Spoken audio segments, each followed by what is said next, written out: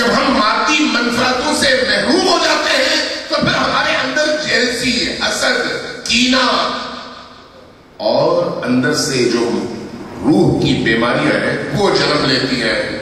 جب وہ بیماریاں جنم لیتی ہیں تو پھر ہم اس بہترین انسان سے بھی بغض اپنے اندر پیدا کر لیتے ہیں جس سے بہتر کائنات میں کسی ماں نے بیٹا نہیں جنا. ایسا ہو جاتا ہے. ورنہ علی کے فضائل کا کوئی منکر ہے؟ کیسے منکر ہو سکتا ہے؟ اگر اس کے اندر پاک خون ہے، اگر اس کے اندر ضمیر ہے، اگر اس کے اندر انسانیت ہے تو ہو نہیں سکتا کہ کوئی شخص علی سے بھاگے. وہ علی کی طرف آئے گا، علی سے گریز نہیں کرے گا. لیکن تاریخ ہوا ہے کہ علی اپنے تمام فضائل کے باوجود اکیلے رہ گئے تھے. اکیلے رہ گئے تھے. 25 سال گھر میں رہے، اکیلے رہے. مظلومیت کی زندگی گزاری، اکیلے گزاری. اور 40 سال تک، کتنا عرصہ؟ 40 سال.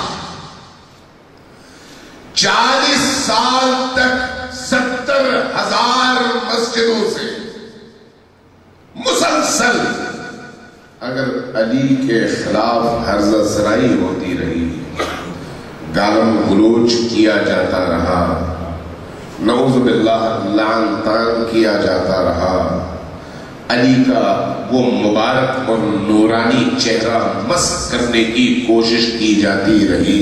میں وہ تفصیلات میں نہیں جاتا، صرف میں آنا چاہ رہا ہوں ایک سیکوینس میں ابتدائے پیدائش علی سے لے کر جو مشکلات علی اور علی والوں کے سامنے پیش آتی رہی، میں ان کی طرف آپ کی توجہ دلانا چاہتا ہوں تاکہ ہمیں پتہ چلے کہ ہم کہاں پر کھڑے ہیں. جب ایک شخص، ایک انسان ایک نظریے کا حامل ہوتا ہے تو پھر وہ نظریہ اس کی زندگی کا سبب اور جینے کی وجہ بن جاتا ہے. اور جس کے پاس نظریہ نہیں ہوتا وہ ایک حیوان سے مختلف نہیں ہوتا. نظریہ ہی نہیں ہے نا. جب نظریہ ہی نہیں ہے تو اس میں اور ایک کتے میں، ایک خنزیر میں، ایک بلی میں، ایک چوہے میں، ایک اور جانور میں فرق کیا ہے؟ وہ بھی کھاتا ہے، یہ بھی کھاتا ہے، وہ بھی پیتا ہے، یہ بھی پیتا ہے، وہ بھی سوتا ہے، یہ بھی سوتا ہے، وہ بھی بچے پیدا کرتا ہے، یہ بھی بچے پیدا کرتا ہے، وہ بھی مر جاتا ہے، یہ بھی مر جاتا ہے. چونکہ نظریہ تو کوئی نہیں ہے، صرف شہوانیت ہے، خواہشات ہیں اور اندر موجود غرائز ہیں. اگر کوئی چیز ایسی ہے تو مجھے ان چیزوں سے جدا کرتی ہے تو وہ میری عقل اور میرا نظریہ ہے. اگر نظریہ نہ ہو تو میرا پورا وجود انہی کی طرح سے ہے، فرق کوئی نہیں ہے. لہذا مجھے اس بات کو سمجھنا چاہیے اور اس بات کو سمجھنے کے لیے علی کو سمجھنا ضروری ہے. اگر علی کو سمجھیں گے تو یہ ساری باتیں سمجھ آ جائیں گی. اب غور کیجیے، وہ علی جو اپنے کمالات کے اعتبار سے، اپنے فضائل کے اعتبار سے تمام انبیاء کے فضائل علی کے اندر موجود ہیں. میں اس تفصیل میں نہیں آتا کیونکہ میرا مقصد اس وقت علی کے فضائل گنوانا نہیں ہے، اس لیے کہ مجھ میں اور آپ میں وہ ہمت ہے ہی نہیں کہ ہم علی کے فضائل کا کوئی احاطہ کر سکیں. لیکن سمجھانا چاہ رہا ہوں بات کیا ہے، مشکل کہاں پر کھڑی ہے. اگر علی کی زندگی پر غور کریں، انبیاء کی فضائل کا مرقع علی ہے. علی کی زندگی پر غور کریں، آپ کو ضد چیزیں، ضد جیسے آگ اور پانی میں ہم آہنگی ہے یا ضدیت ہے؟ جی، آگ اور پانی میں ہم آہنگی ہے یا ضدیت ہے؟ ضدیت ہے نا. یہ سمجھانا چاہتا ہوں. وہ چیزیں جو آپس میں تضاد رکھتی ہیں، وہ چیزیں جو آپس میں ضدیت رکھتی ہیں، وہ چیزیں جو آپس میں قابل جمع نہیں ہیں، ایک جگہ جمع نہیں ہو سکتے. علی کائنات کی وہ ہستی ہے جس کی زندگی میں وہ تمام چیزیں یکجا جمع ہیں. یکجا جمع ہے. حیرت ہوتی ہے کیسے حیرت ہوتی ہے. وہ علی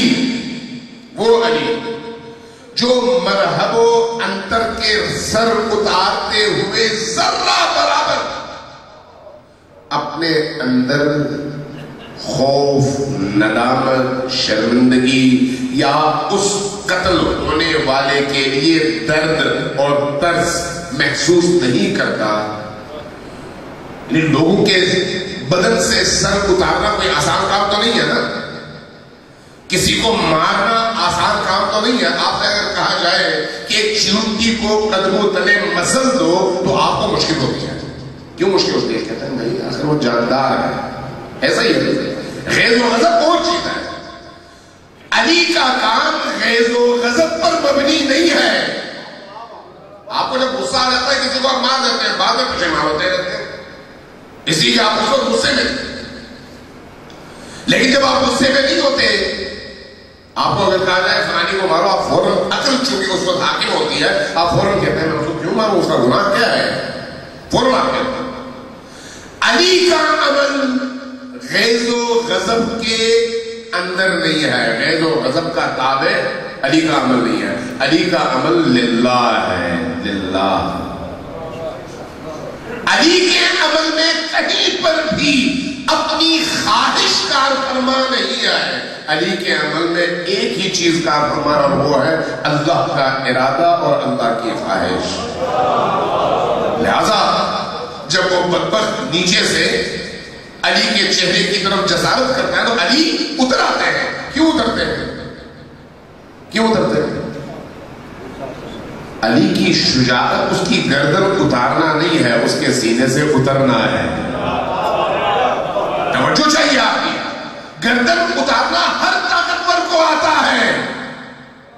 کوئی بھی دنیا میں طاقتور ہو، کمزور کے سینے پر چڑھ جائے تو اس کی گردن اتار سکتا ہے. لیکن اس سے زیادہ طاقتور وہ ہوتا ہے جو سینے پر چڑھے، گردن اتار سکے اور تمام تر غیظ و غضب بھی موجود ہو، لیکن وہاں پر ایک لمحے کے لیے رک جائے اور کہے کہ میں اپنے غیظ و غضب کی وجہ سے نہیں اتارنا چاہتا گردن، بلکہ اللہ کے لیے اتارنا چاہتا ہوں، اس لیے سینے سے اتر رہا ہوں. یہ شجاعت، یہ طاقت ہے، یہ انسان کا کمال ہے. علی کا کمال یہ ہے کہ اس شخص کے سینے سے اتر جاتا ہے. جب علی اترتے ہیں تو وہ پوچھتا ہے علی آپ کو مجھے مار سکتے تھے، آپ نے مارا کیوں نہیں؟ کیا فرماتے ہیں؟ کیا فرماتے ہیں؟ جو منسوخ جملہ ہے علی سے یا جو مفہوم ہے کہ اگر میں اس وقت تمہیں قتل کرتا تو چونکہ تم نے میری توہین کی تھی، نیچے سے جسارت کی تھی، لہذا میرے نفس کی خواہش اور میرے نفس کا غضب میرے تلوار کی وار میں شامل ہو جاتا. اور علی اللہ کا وہ موحد بندہ ہے جو کہتا ہے کہ میرے کسی بھی عمل میں ذرہ برابر بھی اپنے نفس کی خواہش کو شامل نہیں ہونا چاہیے. اگر ہونا چاہیے تو وہ صرف اللہ کا ارادہ ہونا چاہیے.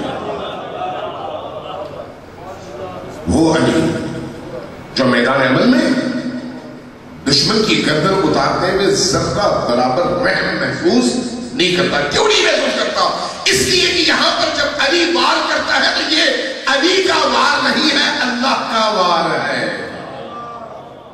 اللہ کا وار ہے.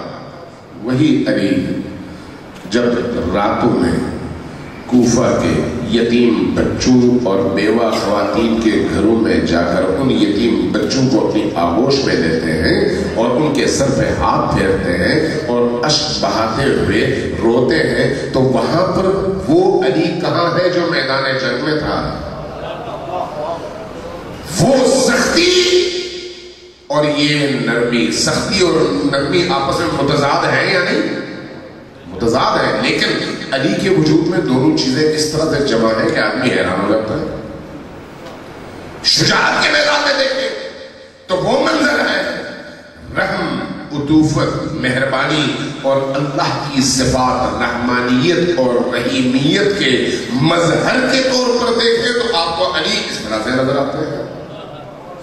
وہی علی جب میدان عبادت میں نظر آتے ہیں تو کیسے نظر آتے ہیں؟ میدان عبادت میں، محراب عبادت میں، مصلی عبادت میں کیسے نظر آتے ہیں؟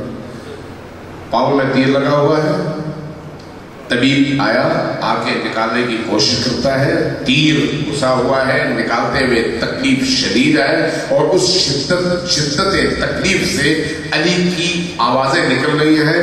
ایسی صورت میں جب پوچھا جاتا ہے تو کہا جاتا ہے، رسول اللہ سے منسوب جملہ ہے، کہا جاتا ہے کہ علی کے ٹانگ سے یا پاؤں سے تیر تب نکالنا جب علی اپنے رب کی بارگاہ میں عبادت کے لیے کھڑا ہو جائے۔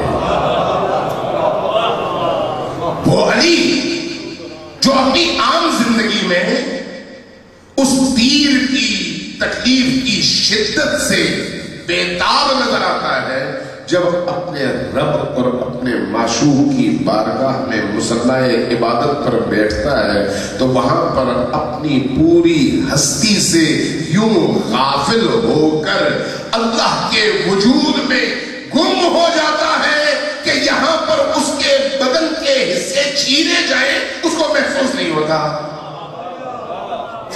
کیسا کمال ہے، کیسا مقام ہے وہ علی جو اللہ کی بارگاہ میں جب سجدہ ریز ہوتا ہے تو دنیا و مافیہا سے ایسے بے خبر ہوتا ہے جیسے وہ اس دنیا کی مخلوق ہے ہی نہیں۔ کیسا کمال ہے۔ در زہرا پر حضرت سلمان فارسی نے دستک دی، واقعہ نقل کیا گیا ہے مختلف جگہوں میں۔ اندر سے پوچھا گیا آدھی رات کے وقت کون ہے؟ کہا سلمان۔ کہا سلمان کیا بات ہے، کیوں اس پہر رات کے؟ کہا کہ بی بی میں سفر سے آ رہا تھا، نرخستان سے گزر ہوا، مجھے کسی کے دردناک انداز میں رونے کی آواز آئی، رونے کی آواز۔ کہا میں اس آواز کی طرف بڑھا، قریب گیا، کیا دیکھتا ہوں؟ علی ہیں صحرائے مدینہ میں، ریگزار مدینہ سے اپنے خد، اپنے رخسار زمین پر رکھ کر اللہ کی بارگاہ میں گریہ فرما رہے ہیں۔ میں قریب جاتا رہا، جتنا میں قریب ہو رہا تھا آواز مدم ہوتی جا رہی تھی۔ ایک وقت ایسا آیا کہ علی کی آواز آنی بند ہو گئی۔